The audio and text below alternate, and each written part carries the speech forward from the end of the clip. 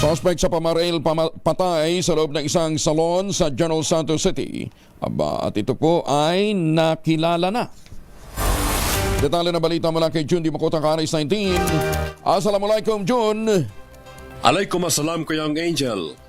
May suspect na at lead ang General Santos City Police Office sa motibo ng pamamaslang na isang gunman sa loob ng isang salon sa The Process Street, Barangay de Jangas West, General Santos City. May pangalan ng PNP sa taong responsable sa krimen nitong Miyerkules ng gabi na ikinasawi na may-ari ng salon na si Renante Tampus. Si Kate Jumari Ismael, ang partner ng napatay na si Nante Tampus, ay nagsalaysay sa PNP na ang suspect ay kinikilala nitong si alias Lito, isang kamag-anak ng biktima. Ang suspect na si Lito, maliban sa kamag-anak, ay former business partner po ito ni Tampus na may matagal lang hidwaan sa oil retail business.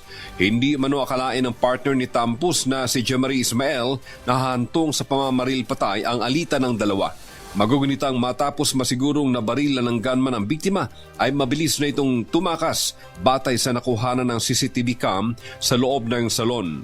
Sa kasalukuyan, ongoing ang hot pursuit operation ng Jensen PNP at ng AFP laban sa nagtatagong suspect na si alias Lito.